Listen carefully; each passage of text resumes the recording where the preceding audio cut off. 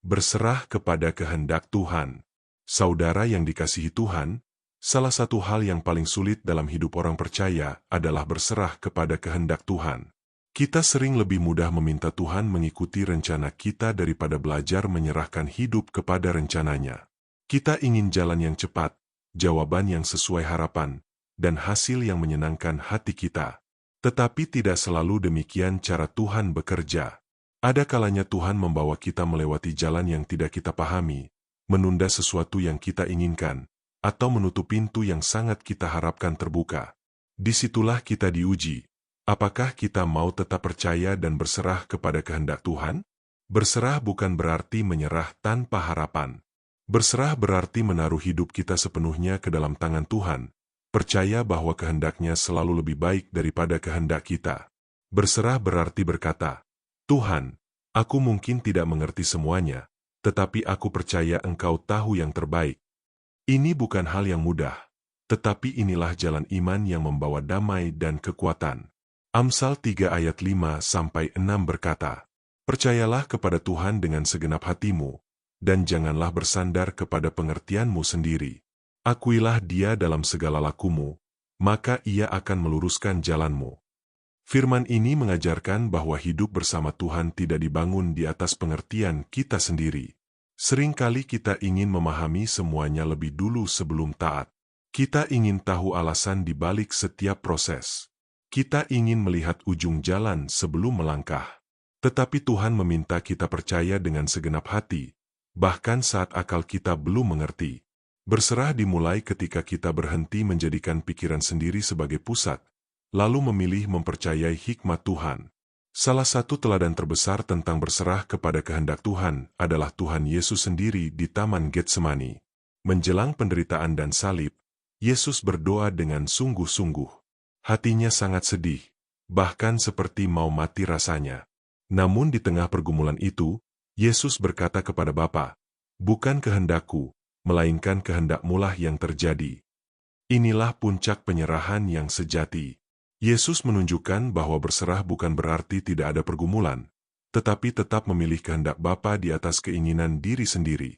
Saudara, seringkali kita berpikir bahwa kalau kita berserah kepada Tuhan, maka hidup akan selalu mudah. Padahal tidak demikian.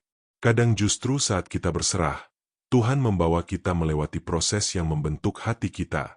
Tetapi bedanya, ketika kita berserah, kita tidak berjalan sendiri. Kita berjalan dalam tuntunan Tuhan. Kita tidak lagi memaksakan kehendak sendiri, tetapi membiarkan Tuhan memimpin langkah demi langkah. Ada banyak kekecewaan dalam hidup yang sebenarnya lahir karena kita terlalu memegang kendali. Kita ingin semua berjalan sesuai rencana kita. Lalu ketika kenyataan berbeda, hati kita menjadi gelisah, marah, dan kecewa. Berserah kepada Tuhan melepaskan kita dari beban itu. Berserah membuat kita belajar berkata, Tuhan, Engkau lebih tahu daripada aku. Jika pintu ini tertutup, Engkau pasti punya jalan lain. Jika jawaban ini tertunda, Engkau pasti punya waktu yang lebih baik. Mazmur 37 ayat 5 berkata, serahkanlah hidupmu kepada Tuhan dan percayalah kepadanya, dan Ia akan bertindak. Perhatikan, firman Tuhan tidak hanya berkata, serahkanlah hidupmu, tetapi juga, percayalah kepadanya. Artinya, penyerahan yang sejati selalu berjalan bersama iman. Kita tidak berserah dengan hati penuh curiga, tetapi dengan keyakinan bahwa Tuhan itu baik. Kita percaya bahwa apapun yang Tuhan izinkan, semuanya ada dalam kendalinya. Dan Tuhan yang baik tidak pernah salah memimpin hidup anak-anaknya. Mungkin Anda sudah berdoa untuk satu hal, tetapi Tuhan belum membukakan jalan. Dalam keadaan seperti itu, renungan ini mengajak kita untuk belajar berserah kepada kehendak Tuhan. Berserah tidak selalu mengubah keadaan dengan cepat, tetapi berserah mengubah hati kita.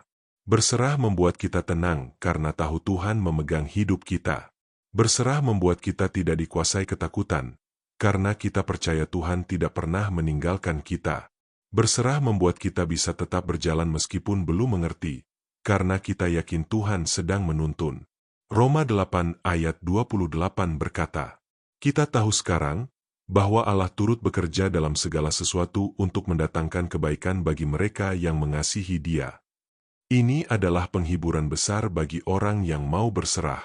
Tuhan bekerja dalam segala sesuatu, bukan hanya dalam hal-hal yang menyenangkan, tetapi juga dalam hal-hal yang sulit kita pahami. Tuhan bisa memakai penantian untuk membentuk kesabaran.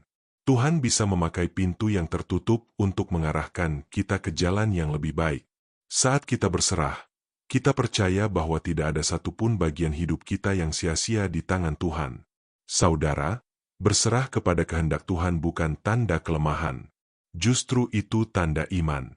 Kita mengakui bahwa kita terbatas, tetapi Tuhan tidak terbatas. Kita mengakui bahwa kita tidak tahu semuanya, tetapi Tuhan tahu akhir dari permulaan. Kita mengakui bahwa kekuatan kita kecil, tetapi kuasa Tuhan sempurna. Dan saat kita melepaskan hidup ke dalam tangan Tuhan, kita sedang menempatkan hidup kita di tempat yang paling aman. Karena itu, jika hari ini hati Anda sedang bergumul, datanglah kepada Tuhan.